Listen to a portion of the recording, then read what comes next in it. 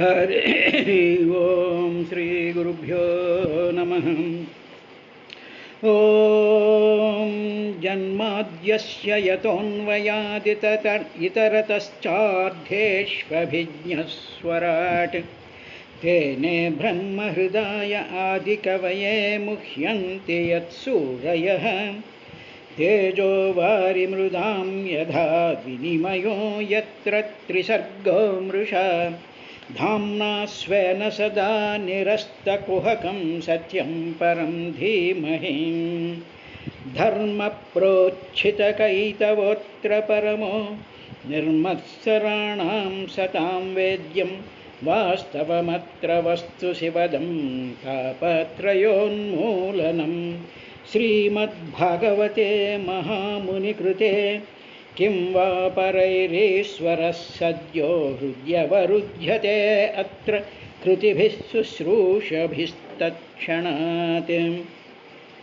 निगमकल्पतरोर्गलितं फलं सुखमुखादमृतद्रवसंयुतं पिबत भगवतं रसमालयं मुहुरहो रसिका भुवि भावुकाः मुक्तिकान्तैकान्तमोहनकृच्छमुल्केलिमयि हरिनामकीर्तनमुलु सत्यलोकानन्दसौभाग्ययुक्तमुल्केलिमयि हरिनामकीर्तनमुलु महितनिर्वाणसाम्राज्याभिषिक्तमुल्केलिमयि हरिनामकीर्तनमुलु बहुकालजनिततपःफलसारमुल्केलिमयि हरिनामकीर्तनमुलु पुण्यमूलंबुलनपाय पोषకంబులభిమతార్థంబులు అజ్ఞానహరణకరములు అగమాంతోపలబ్ధంబులు అమృత సేవలు ఆర్తశుభములు హరినామ కీర్తనములు నిరతంబై నిరవజ్యమై నిఖిల చిన్నిర్మాణమై నిత్యమై నిరహంకార గుణాఢ్యమై నియమమై నిర్దోషమై నట్టి శ్రీహరినామస్మరణామృతం బితడు ప్రత్యక్షంబు సేవించె తామరణాంతంబున ఇట్టి సజ్జనుని ధర్మం వేల వృద్ధ్యర్థంబగున్ కూలిన చోట గొట్టుబడి కుందిన చోట మహాజ్వరాదులంబ్రేలిన చోట సర్పముఖ పీడల నందిన చోట నార్తులై తూలిన చోట విష్ణు భవదూరుని పేర్కొని రేని మీద అక్కాలుని యాతన వితతి కానరు పూనరు దుఃఖ భావముల్. హరి ఓం శ్రీ గురుభ్యో నమః. ఈ అడవిలో ఓ పరీక్షతో అడవిలో నడుస్తూ ఉండేటప్పుడు ఆకలేస్తుంది కదా, నిద్ర వస్తుంటుంది కదా, తర్వాత ఏవో కోరికలు వచ్చే సుఖాలు అనుభవించాలి అనుకుంటూ ఉంటారు కదా. ఎవరైనా సరే మనం ప్రయాణం చేస్తున్నా సరే, ఇంట్లో ఉన్నా సరే, ఉద్యోగాలు చేస్తున్నా సరే, ఇవన్నీ తప్పగా మంచినీళ్ళు తాగాలి, కూల్ డ్రింకులు తాగాలి, మరొకటి తాగాలి, తర్వాత ఏమో తినాలి కదా, భోజనాలు చేయాలి కదా, టిఫిన్ తినాలి, భోజనాలు ఇవన్నీ చేయాలి కదా. గృహస్థులైనటువంటి వాళ్ళ సంభోగము ఈ కామంతో కూరుకున్నటువంటి క్రియలు కూడా ఆచరిస్తూ ఉండాలి కదా. అప్పుడప్పుడు మామూలుగా ఏదో అక్కడేమో ఎవరో భరతనాట్యం చేస్తున్నారు, అక్కడేదో సంగీత కచేరీ ఉంది, అక్కడేదో బట్టల వర్తకాలకు సంబంధించినటువంటి ఎగ్జిబిషన్ ఉంది, ఎవరు తీర్థయాత్రలకి వెళ్తూ ఉంటారు, ఇవన్నీ చేస్తూనే ఉంటారు కదా. ఈ అడవిలో ఈ సంసారం అనేటువంటి దాంట్లో ఇవన్నీ చేస్తూనే ఉంటారు కదా. ఇలాగ ఉండేటువంటి వాటిలకి అదివ్యసనలోలుపః ఆతప ఉదక నిభాన్ ఇవన్నీ కూడా ఎండమావుల వంటి విషయాన్ ఉపధావతే. వీటి వెనకాల వీడెప్పుడు పరిగెడుతూనే ఉంటాడయ్యా. ఈ పరుగులు అనేటువంటివి ఇవన్నీ నిత్యం ప్రతిరోజు కూడా జరిగేటువంటి పనులే కదా. కాబట్టి ఈ విధంగా సంసారంలో వీళ్ళు ఇలా పరుగులు తీస్తున్నారు అనేటువంటి విషయాన్ని చెప్పిన తర్వాత ఇంకా నీకు అక్కడ కొరివి దెయ్యాలు ఉన్నాయని చెప్పాను చూసావా, దాని గురించి కూడా ఆ కొరివి దెయ్యాలు ఏమిటో కూడా నీకు ఎక్స్ప్లెయిన్ చేస్తాను అంటూ క్వచిత్ చ అశేషదోష నిధనం పురీష విశేషం తద్వర్ణగుణ నిర్మితమతి సువర్ణం ఉపాదిత తస్ అగ్నికామకాతర ఇవోల్ముఖ పిశాచం. ఇప్పుడు క్వచిత్ చ మరొక చోట ఏమిటంటే అశేష దోష నిషదనం, సకల దోష అశేష దోష నిషదనం. నిషదనం అంటే అంటే సోర్స్ అన్నమాట, అన్నిటికీ సోర్స్, అక్కడి నుంచి అన్నీ వస్తూ ఉంటాయి. ఏమిటవి? అశేష దోషం అంటే సకల దోషాలకి నివాస స్థానం అయినటువంటిది ఏమిటో తెలిసిన, కంగారు పడకండి ఎవరు కూడా. సకల దోషాలకి కూడా నివారణ స్థానం అయినటువంటిది పురీష విశేషం. పురీషం అంటే అగ్ని. అగ్ని యొక్క పురీషము అంటే మలం అన్నమాట. అగ్ని వదిలేసినటువంటి మలాన్ని బంగారము అంటారు. అంటే ఏమిటి? అగ్నిలో నుంచి బంగారం మామూలుగా వీటిలన్నిటినీ కూడా అగ్నిలో ఈ భూ సంబంధమైనటువంటి ఖనిజాలని వీటిలన్నిటినీ కూడా బాగా అగ్నిలో దహనం చేయగా మిగతా మలినాలన్నీ అంటే మిగతా దాంట్లో ఉండేటువంటి కంటామినెంట్ మినరల్స్ ఏవైతే ఉన్నాయో అవన్నీ కూడా కరిగి వెళ్ళిపోతూ ఉంటాయి. అవన్నీ ఆవిరైపోతాయి, లేకపోతే కొన్ని అంటే రెసిడ్యూకి ఫైనల్గా మిగిలినటువంటి రెసిడ్యూయే బంగారం. ఇంకా బంగారం అనేటువంటిది ఇంకా మారదు. మిగతా ఖనిజాలన్నీ కూడా వాటి యొక్క టెంపరేచర్ని బట్టి అవన్నీ మారిపోతూ ఉంటాయి, కానీ బంగారం మాత్రం ఉండిపోతుంది. అందువల్ల బంగారాన్ని ఏమన్నారంటే పురీష విశేషం. అంటే మనం భోజనం చేసిన తర్వాత మల రూపంలో ఏదైతే విసర్జిస్తూ ఉంటామో అలాగా అగ్ని విసర్జించినటువంటి మల రూపమైనటువంటిది ఆ బంగారం అశేష దోష నిషదం. అన్ని దోషాలకి ఆ బంగారమే కారణమయ్యా. తర్వాత ఆ బంగారానికి ఉండేటువంటి రంగు ఉంది చూసావా? ఇప్పుడు మనకు ఒక కొత్త పాయింట్ ఒకటి సుఖబ్రహ్మ పరీక్షణ్ మహారాజుకి మనకి చెప్తున్నాడు. ఏమిటి అంటే తత్ వర్ణగుణ నిర్మిత మతి రజోగుణం చేత. అంటే ఏమిటి? బంగారానికి ఉండేటువంటి ఆ పసుపు గుణం ఉంది చూసావా పరీక్షితు, అటువంటి గుణమే రజోగుణము అన్నాడు. అంటే రజోగుణం యొక్క రంగు అదట. అంటే ఏమిటి? గుణానికి రంగు ఉంది. సాత్విక గుణం యొక్క రంగు ప్యూర్ వైట్, రజోగుణం యొక్క రంగు ఏమిటి అంటే బంగారం రంగు, తమోగుణం యొక్క రంగు ఏమిటంటే నలుపు.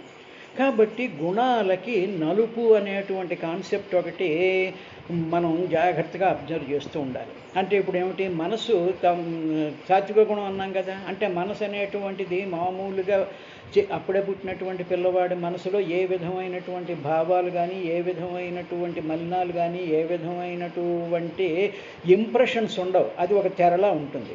వాడు పెద్ద అవుతున్న కొద్దీ ఇంద్రియాలు తీసుకొచ్చినటువంటి ఇన్ఫర్మేషన్ అంతా తెర మీద, మైండ్ అనేటువంటి అంటే తెల్లగా ఉండేటువంటి దాని మీద ఒక్కొక్కటి మరకల కింద పడుతూ ఉంటాయి. అంటే స్మృతుల కింద, వాసనల కింద పడిపోతూ ఉంటాయి. కాబట్టి అటువంటి మనస్సుని సాత్విక గుణము అంటారు, దానికి రంగు అన్నారు. తర్వాత రజోగుణం అనేటువంటి దానికి ఏంటంటే రంగు ఏమిటంటే ఈ బంగారం రంగుట రజోగుణం అంటే క్రియాశీలత్వం అవ్వడం. అంటే ఏమిటి? మనం క్రియాశీలత్వం, మనం ఏవైనా పనులు చేస్తూ ఉండేటప్పటికి ఏం చేస్తాం? మంచి హుషారుగా చేసేస్తూ ఉంటాం, ఉత్సాహం వచ్చేస్తుంటుంది, ఇలా పెట్టరేగిపోతూ ఉంటాం, ఏదో ఫోటోలు తీసేసుకుంటూ ఉంటాం, ఇలా చేసేస్తుంటాం, అలా చేసేస్తూ ఉంటాం. ఇవన్నీ కూడా ఆ రంగు రజోగుణానికి ఆ రంగుతో ఉంటుంది. సరే, తమో గుణానికి నలుపు. అంటే ఏమిటి? నిద్రపోతూ ఉంటాం, బద్ధకంగా ఉంటాం, లేవలేము, చూసేటువంటి వాళ్ళకి ఏమిటి ఇలా ఉన్నాడు అనేటువంటి ఒక చీకటి, ఒక నలుపు గుణంగా కనిపిస్తూ ఉంటుంది. కాబట్టి ఈ బంగారం ఏమిటంటే అశేష దోష నిషేధనం. ఈ బంగారం చాలా దోషానికి నిలయమయ్యా అన్నాడు. అనేటప్పటికీ ఇప్పుడు మనకేమిటి జరుగుతుంది అంటే బంగారం దోషం అనడానికి కారణం మామూలుగా ఆలోచిస్తే మనకి నగలు ఉన్నాయనుకోండి, నగలు పెట్టుకుని వెళ్తే స్నేహితులు ఉంటారు, లేకపోతే ఇంత బంగారం ఎక్కడుందని ఈడీ వాళ్ళు, ఇన్కమ్ ట్యాక్స్ వాళ్ళు పడతారు. అవి మనం ఒంటి మీద పెట్టుకోలేము, అవి తీసుకెళ్ళి ఎక్కడో ఓలాకర్లో పాడేస్తాం, దాన్ని అక్కడ పారేస్తూ ఉంటాం. అది ఉంది అని చెప్పేసి ఉంటూ ఉంటాం, దాని మీద లోభత్వం ఏర్పడుతుంది, దాని మీద మమకారం లోభం, మమకారం, నాది అనుకోవడం, తర్వాత దానితో వ్యాపారం చేయడం, ఇవన్నీ వ్యసనాలు కదా, ఇవన్నీ దోషాలు కదా. అందుకనేమిటి? ఈ బంగారం అనేటువంటి అశేష దోష నిషేధనం. అది అది ఏమిటి అంటే అగ్ని యొక్క పురీషము అయిన తర్వాత అదే రంగు కలిగినటువంటిది ఇది. ఇలాగా ఆ రజోగుణం, ఆ రజోగుణం అంటే ఏమిటంటే రకరకాలైనటువంటి కార్యక్రమాలు చేసేయాలి అనేటువంటి క్రియాశీలత్వం అన్నమాట. అంటే ఇంటెన్స్ యాక్టివిటీ, అలా యాక్టివిటీలు చేసేస్తూ ఉండేటువంటి ఆ స్థితిలో అది ఏమిటంటే అగ్నికామకాతరహ. ఇలాగ చేస్తూ ఉండేటప్పటికి ఏమైపోతుందంటే మనలో ఒక రకమైనటువంటి వేడి పుడుతూ ఉంటుంది. అగ్నికామకతరహ అంటే ఏమిటి? మనలో కలిగేటువంటి శృంగార భావాలు కానివ్వండి, లేకపోతే కవిత్వ భావాలు కానివ్వండి, డ్యాన్స్ భావాలు కానివ్వండి, కొత్త కార్యక్రమాలు భావాలు కానివ్వండి, ఏదో వ్యాపారాలు కానివ్వండి, ఏదైనా సరే మనలో వేడి పుడుతుంటుంది. ఒక రకమైనటువంటి తాపం కలుగుతూ ఉంటుంది. ఆ తాపం మంచిదా చెడ్డదా అని కాదు, ఒక రకమైనటువంటి తాపం కంట్రోల్ చేసుకోలేనటువంటిది వచ్చేస్తుంటుంది. అదేంటంటే అలా మెరిసిపోతూ ఉంటుంది. రకరకాలైనటువంటి వేషాలు వేసేస్తూ ఉంటాం, ఏదో రకరకాలైనటువంటి వేషాలు, రకరకాలైనటువంటి డ్రెస్సులు, ఇవన్నీ కూడా మనసు కంట్రోల్ చేసుకోలేక ఆ లోపల పుట్టినటువంటి కోరికల, మంచి కోరికల, చెడ్డ కోరికల, ఏదో పుణ్య కోరికల, పాప కోరికల అని కాదు, ఏ కోరికైనా సరే అది లోపల వేడి పుట్టిస్తుంది. కాబట్టి అగ్ని కామకాతరహ అన్నాడు. కాబట్టి అటువంటి అలా వేడి పుట్టేసినప్పుడు నీకు ఇందాక ఏం చెప్పానయ్యా, అక్కడ కొరివి దెయ్యాలు ఉన్నాయి, కొరివి దెయ్యాల దగ్గర కూడా వీళ్ళు వెళ్ళిపోతున్నారన్న. ఇలాగ ఎప్పుడైతే వేడి పుట్టేస్తూ ఉంటుందో ఆ వేడితో వీడు పరవశమైపోయి అక్కడ ఏదైనా సరే వెలుగుతూ కనిపిస్తూ ఉంటే ఉల్మూక పిశాచం ఇవ, అప్పుడు ఈ వీడిలో ఉండేటువంటి వేడే ఎదురుగా ఉండేటువంటి వస్తుజాలాలనేటువంటి కొరివి దెయ్యాల్లాగా కనిపిస్తూ ఉంటాయి. అంటే ఏమిటన్నమాట? చీరలు, బంగారు నగలు, మనుషులు, ఫోటోలు, యాక్టివిటీలు, కబుర్లు, సినిమాలు, ఇవన్నీ కూడా మనలో కోరికలను జనరేట్ చేసి మనలో ఉండేటువంటి తాపాన్ని పెంచేసి, అగ్నిని పెంచేసి, క్రియాశీలం చేసేసి, అది శాస్త్ర పరిశోధనలు అవ్వండి, నాట్యాలు అవ్వండి, వ్యాపారాలు అవ్వండి, హోమాలు అవ్వండి, తీర్థయాత్రలు, ఏదైనా సరే అది మనలో వేడి పుట్టించేసేసి ఇది చేస్తే పుణ్యం, ఇది చేస్తే పాపం, ఇది చేస్తే అభివృద్ధి, ఇది చేస్తే ఇది అనేటువంటి ఒకానొక భావాన్ని మనం చేసేటువంటి పనుల మీద ఆపాదించేసుకుంటూ ఆ భ్రాంతిజనకమైనటువంటి దాని దగ్గరికి వెళ్ళి ఏం చేస్తూ ఉంటామంటే అటువంటి వాటితో చలి కాచుకుందాము అనుకుంటారు. దానికే కొరివి దెయ్యాల యొక్క ఆ అగ్నిని చూసి అబ్బాయి చలిగా ఉంది, వెళ్ళి కొరివి దెయ్యం దగ్గర చలి కాచుకుందాము అని చెప్పి మనుషులు మామూలుగా అడవుల్లో ప్రయాణం చేసేటువంటి వాళ్ళు అటువంటివి జరుగుతూ ఉంటాయి. అక్కడ ఏదో అగ్నిలా కనిపిస్తుంది, కొరివి దెయ్యం ఉంటుందన్నమాట. అమ్మ అక్కడ మంటుంది, చలిగా ఉంది, గబగబా వెళ్ళి అక్కడ కూర్చొని ఆ కొరివి దెయ్యాల దగ్గర చలి కాచుకుంటూ ఉంటాయి. అటువంటివి జరుగుతూ ఉంటాయి. అలాగా ఈ కొరివి దెయ్యాలలాంటి మనలో తాపన పుట్టించేటువంటి వస్తువులు, మనుషులు, తర్వాత రకరకాలైనటువంటి కార్యక్రమాలు, ఇవన్నీ కూడా వెళ్ళి అక్కడ చలి కాచుకుంటాం. అక్కడ ప్రశాంతంగా ఉంటుంది, అక్కడ సంతృప్తిగా ఉంటుంది, అక్కడ మనసంతా ఏదో ఆనందంగా ఉంటుంది అనేసేసి ఉపాధి సతి అటువంటి దాన్ని స్వీకరించగోరుతాడయ్యా ఈ మానవుడు అని చెప్పిన తరువాత ఇంకా ఈ మానవుడు అటు ఇటు చూసినప్పుడు అటు పరిగెత్తి ఇటు పరిగెత్తి అలా పరిగెత్తి ఇలా పరిగెత్తుతున్నాడు అని కూడా చెప్పాను, గుర్తుందా నీకు? అదేమిటో చెప్తాను విను అని చెప్తే కదాచిన్నివాస పానీయ ద్రవిణాద్య అనేకాత్మోపజీవనాభినివేశ ఏతస్యాం సంసారాటవ్యాం ఇతస్తతః పరిధావతి. మళ్ళీ ఈ కొరివి దెయ్యాలంటే ఇవి మనకు కనిపించి వేడిగా ఉండి అవి పొందితే మనకి చాలా చలి తీరుతుంది, మన కోరిక తీరుతుంది, మన వేడి చల్లారుతుంది అనేటువంటి విషయం ఉందని. మనలో కామం బాగా పెరిగిపోయేటప్పుడు ఎవరినో కౌగిలించేసుకోవాలి, పెట్టుకోవాలి, ఇవి చేయాలి అనిపిస్తుంది. ఏమో ఒక రకమైనటువంటి కోరికలు విపరీతంగా వచ్చేటప్పుడు 10 చీరలు కొనేసుకోవాలి, 10 ఆభరణాలు కొనేసుకోవాలి. ఇంకా వేడి పుట్టేటప్పటికి గబగబా వెళ్ళి అందరితోనూ కబుర్లు చెప్పేసేసి ఏదో సంతృప్తి, ఇవన్నీ కొరివి దెయ్యాలన్నమాట. ఇవన్నీ ఈ కొరివి దెయ్యాలతో కూర్చుని చలి కాచుకుంటూ ఉండేటువంటి స్థితి ఉందయ్యా. ఇలాంటి పరిస్థితిలో ఈ చలి కాచుకోవడం అనేటువంటి పరిస్థితిలో వీడు ఏం చేస్తుంటాడంటే ఈ అడవిలో వీడు ఏతస్యాం అటవ్యాం ఈ అడవిలో కదాచిత్ ఒక్కొక్కసారి నివాస పానీయ ద్రవిణ ఆది అనేక ఆత్మోపజీవన అభినివేశ. ఇలాగ వీటి కోసం ఉండేటప్పటికి ఓ ఫ్లాట్ కొనాలి, ఒక ప్లాట్ కొనాలి, అక్కడ ఇల్లు కట్టాలి, ఇక్కడేమో తర్వాత ఏమో అక్కడికి వెళ్ళి అక్కడేమో పానీయాలు తాగాలి, కూల్ డ్రింకులు తాగాలి, స్ప్రైట్లు తాగాలి, అవి చేయాలి ఇవి చేయాలి అని చెప్పేసి అలాగ ధనము, తన ధనాన్ని, ద్రవిణం అంటే ధనం, ఆది ఇటువంటివన్నీ అన్నమాట. పానీయాలు, తర్వాత ఏమో నివాసాలు, తర్వాత ఏమో బంగారాలు, ఆభరణాలు, వస్తువులు, కూరలు, నార్లు, చీరలు ఒకటే ఉంటాయి. ఇవన్నీ ఆది ఆత్మోపజీవన అభినివేశ. ఇవన్నీ కూడా తనకి అవసరం అనుకుంటూ అవసరమైన వాటి యందు పట్టుదల కలుగుతూ ఉంటుంది వీడికి. ఒకదాని తర్వాత ఎక్కడా కూడా ఈ ఇంద్రియాల యొక్క నిగ్రహం ఉండదు, ఇంద్రియ నిగ్రహం ఉండదు. ఆ ఇంద్రియ నిగ్రహం లేకపోవడం అనేటువంటిది ఫండమెంటల్. మన ఇంట్లో మైలున్నా సరే ఇంద్రియ నిగ్రహం లేకుండా గుళ్ళ మీదకి, వ్యాపారాల్లోకి, ఇక్కడికి అక్కడికి వెళ్ళిపోతూ కలుషితం చేయడం అనేటువంటిది ఎందువల్ల వస్తుందంటే ఇంద్రియముల యొక్క నిగ్రహం లేకపోవడం వల్ల జరుగుతూ ఉంటుంది. అలాగా ఇంద్రియ నిగ్రహం యొక్క లేకపోవడం అనేటువంటి దోషం వల్ల ఇతః తతః అటు పరిగెడతాడు, ఇటు పరిధావతి, అటు పరిగెడతాడు, ఇటు పరిగెడతాడు. అంటే ఏమిటన్నమాట, ఈగలాగన్నమాట. ఈగలాగా ఏం చేస్తుంది అంటే పెంటకుప్పల మీద వాళ్తుంది, ప్రసాదాల మీద వాడుతుంది. మనం దోషంతో ఉన్నాము, మైలుతో ఉన్నాము, అపరిశుద్ధంగా ఉన్నాము, ఇటువంటి పరిస్థితిలో ఉన్నాము అనేటువంటిది మర్చిపోయి మిగతా అటు ఇటు పరిగెట్టేటువంటి విధానం జరుగుతూ ఉంటుంది. అదంతా కూడా అశేష దోష నిషధనం. అదంతా కూడా అంతులేనటువంటి దోషాలు. ఇవన్నీ దేనికోసం అంటే బంగారం కోసం. బంగారం అంటే సంపద, అంటే ఓన్లీ ఫర్ బంగారం అని కాదు. ఇక్కడ బంగారం అనేటువంటిది ఏమిటంటే నీ మనసును ఆకర్షించేటువంటి వస్తు సామగ్రి, వ్యక్తి సామగ్రి, కార్యక్రమ సామగ్రులు అనేటువంటివి అశేష దోష నిషధనం. దాని మీదకి అటు ఇటు ఇతః తతః పరిధావతి, పరిగెడుతూ ఉంటాడయ్యా అన్నాడు. అన్న తరువాత ఇంకా ఏం చెప్పాడు అంటే ఇటువంటి ఈ మనుషులు ఒకసారి చూసావా ఆదమర్చి నిద్రపోతూ ఉండేటువంటి పరిస్థితి ఒకటి ఉంటుంది. అప్పుడు అలా నిద్రపోతూ ఉంటాడు వాడి పెళ్ళము, వాడు అలా కూర్చుని ఏదో ఆ సంసారం అనేటువంటి దాంట్లో ఉండేటప్పటికీ అక్కడ ఏం జరుగుతుంది అంటే ఎవరైనా మర్యాదస్తుడు, ఇంకా మర్యాద అనేటువంటిది ఉండదు.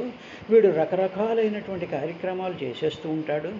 ఆ చేసేస్తూ ఉండేటప్పుడు సాక్షిభూతంగా చూసేటువంటి వాటిని అస్సలు గమనించడు అనేటువంటి విషయాన్ని ఇక్కడ చెప్తున్నాడు. క్వచిచ్చ వాత్యౌపమ్యాయ ప్రమదాయారోహమారోపిత తత్కాలరజస రజనీభూత ఇవా సాధుమర్యాదో రజస్వలాక్షోపి దిగ్దేవత అతి రజస్వలమతిర్న విజానాతి అన్నాడు.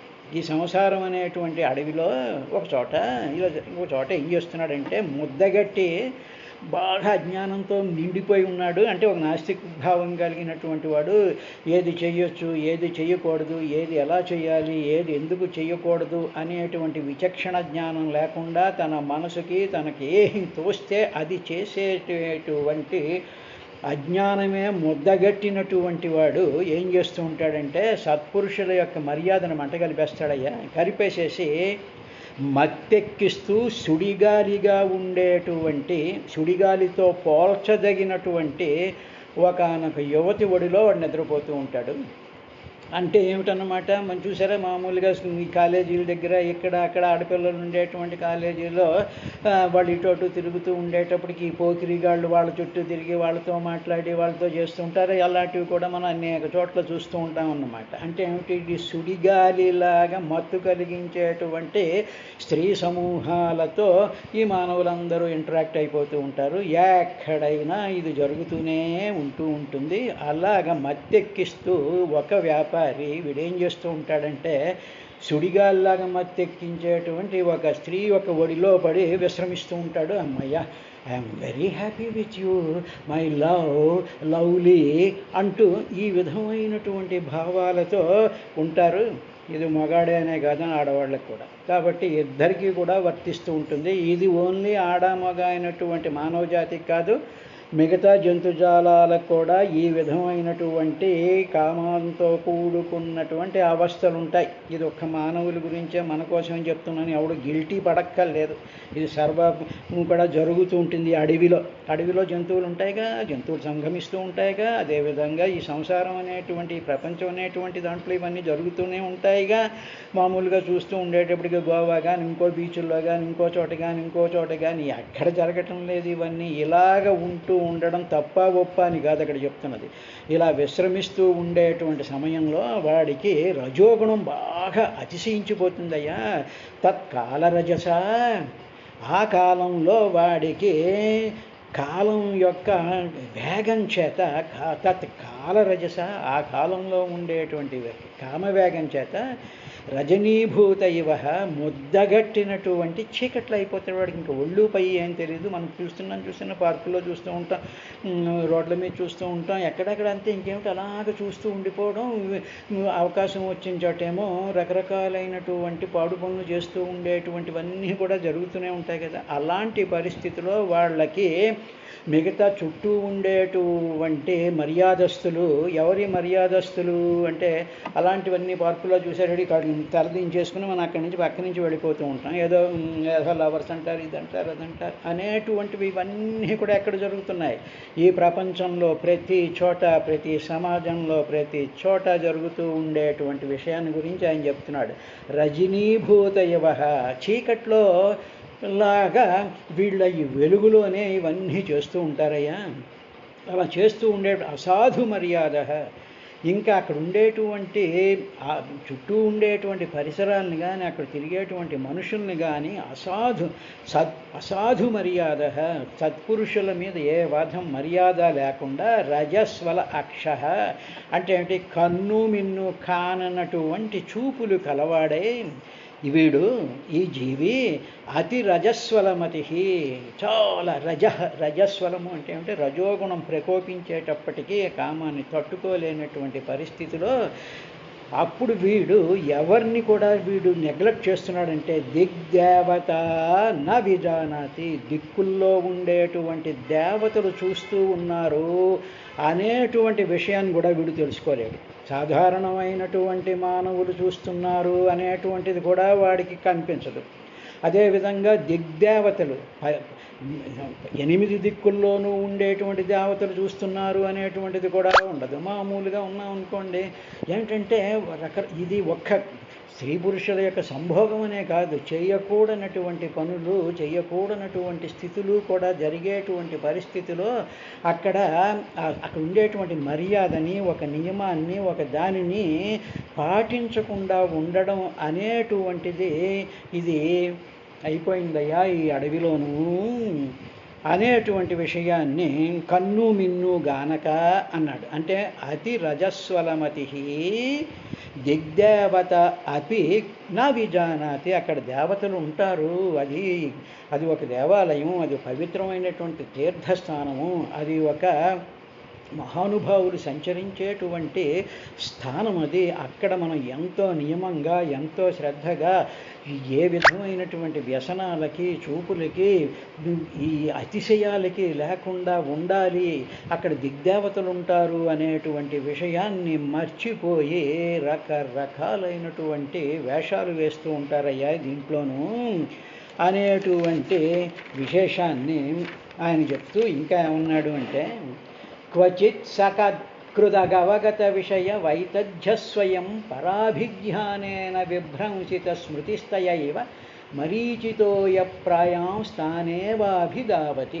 ఒక్కొక్కసారి వీడు ఈ వ్యక్తికి ఇంద్రియ భోగాల వెంట పరిగెడుతూ ఉంటాడు. ఇలా కొంతకాలం చేసేటప్పటికి వాడికే ఏమిటి ఇదంతాను, ఈ ఫోటోలు ఏమిటి, ఈ కార్యక్రమాలు ఏమిటి, ఈ గోలంతా ఏమిటి, ఇందులో నుంచి నాకు ఏ విధమైనటువంటి ధ్యానం కుదరటం లేదు, నాకు ఏ విధమైనటువంటి సంతృప్తి కలగటం లేదు, ఆ భగవద్ ఆవేశం కలగటం లేదు, ఏదో కార్యక్రమాలు, మాటలు, కబుర్లు ఇవే అవుతున్నాయి. నా ఇంద్రియాలు అటు పరిగెత్తి ఇటు పరిగెత్తి ఈ సుఖాలు అనుభవించి ఆ సుఖాలు అనుభవించి ఈ ఫోటోలు చూసుకుంటూ అవి చేస్తూ ఇవన్నీ ఉండేటప్పటికీ ఇవన్నీ కూడా వ్యర్థమే. అనిపిస్తూ ఉంటుంది. ఒక్కోసారి ఇంద్రియ భోగముల వెంటబడుట. ఇంద్రియ భోగములు అంటే ఇవన్నమాట.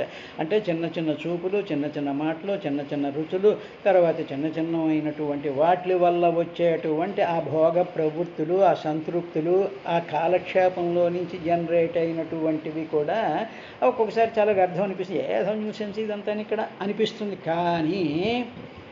కానీ మన్నాడు మళ్ళీ అదే ఎందుకు చేస్తూ ఉంటాడంటే అనాత్మలైనటువంటి దేహాల యందు ఆత్మభావం కలగడం వల్ల నేను దేహాన్ని, నా దేహంలో ఇంద్రియాలు ఉన్నాయి, ఇంద్రియాలన్నీ కూడా వీటి వెనకాల పడుతూ ఉంటాయి. అవతల అనాత్మ దేహ అవతల వాళ్ళు కూడా అలాగే ఉంటూ ఉంటారు, అవతల జీవులు కూడా అలాగే ఉంటూ ఉంటాయి. కాబట్టి నేను అనుభవించాలి. ఇదంతా ఒక్కోసారి ఏమిటి, దిస్ ఇస్ ఆల్ వేస్ట్ అని ఒక్కొక్కసారి మనం ప్రశాంతంగా కూర్చున్నప్పుడు ఎంత టైం వేస్ట్ చేస్తున్నామో అనిపించినా మళ్ళీ కుక్కతోక వంకర్లాగా అనాత్మమైనటువంటి దేహాలు, ఇదే ప్రవర్తన కలిగినటువంటి దేహాల మీద వెళ్తూ ఉంటుంది. అంతకు ముందు కలిగినటువంటి ఏమిటి ఇదంతా న్యూసెన్స్ అనుకున్నటువంటి ఆ జ్ఞాపకం కూడా వినిష్టమైపోతుంది. ఆ జ్ఞాపకం కూడా పోయి మళ్ళీ ఎండమావుల వంటి ఈ ఇంద్రియ భోగాలు వెనకాల, ఈ మనుషుల వెనకాల, ఈ మాటల వెనకాల, ఈ కార్యక్రమాల వెనకాల, ఈ ఫోటోలు వెనకాల ఇలాగ నిత్యం పరిగెడుతూనే ఉంటాడయ్యా. ఇది ఈ అరణ్యంలో, ఈ సంసారము, ఈ సమాజము, ఈ దేశము, ఈ మనుషుల మధ్య నిరంతరము జరిగేటువంటిది. అంటే దీనంతటికీ కారణం ఏమిటంటే అసంశయం మహాబాహో దుర్నిగ్రహం మనో చంచలం అనేటువంటి విషయాన్ని జాగ్రత్తగా గుర్తుపెట్టుకోవాలి.